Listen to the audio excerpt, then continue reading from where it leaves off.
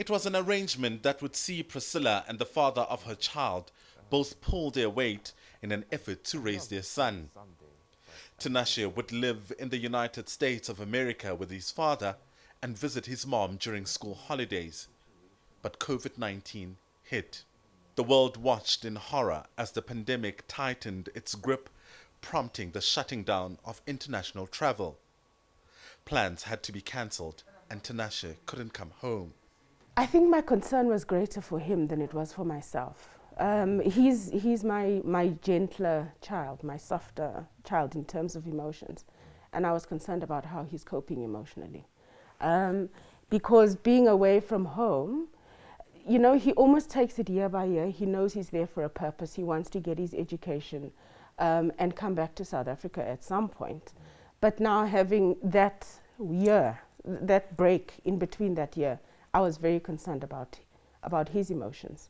And then not knowing how long it's going to be for. But as we hit June and he wasn't here, the holiday becomes shorter because he's only able to be here till the end of August. Tinashe was supposed to be in South Africa when the country experienced its peak, but had to stay put in the United States as the COVID-19 storm continued to rage for the rest of the year. He had last seen his mother in August 2019. It was in January 2021 when he emotionally reached fever pitch. One night he basically called me and said, I can't do this anymore. I need to come home. And you need to speak to my dad now. And I went, oh, wow. And I had to contact the father. And basically in 15 minutes we had to make the decision that it was taking its toll on him emotionally. And he couldn't hold it in anymore. And he needed to come home. So it was a rush to sort of look for the flights and make it available for him to come. Then the COVID test was another worry. And making sure that it does reach us within the 72 hours. But the reason for him coming earlier, it was a meltdown. Not long after Tinashe arrived in South Africa, the US imposed restrictions on travel. But it's shaking off the loneliness that he wanted to deal with. The loneliness of, you know, I couldn't see my mom. You know, like I was living in a house full of,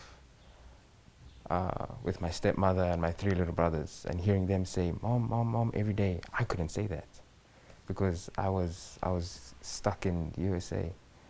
So really the loneliness was the most difficult part, and not being able to express my feelings, because I could express them what could really happen. Yeah. It is moments like these that both Priscilla and Tinashe couldn't have for over a year. But even with being here in South Africa, schools in the US have opened, and he's now forced to do online learning during the times when they're supposed to be bonding. Schooling is only now from 3 p.m. to 9. So between the time when I wake up, my mom is working. I couldn't spend time with her. So that was really difficult. And then things like dinner, lunch, things I took for granted that I can't do with my mom. This family is amongst many who continue to be directly impacted by the challenges the pandemic presents. It forces them to adapt to its changes as well as the decisions taken by governments, leaving them with very little control over their lives. For Newsroom Africa on Channel 405, I'm Linda Mnisi in Johannesburg.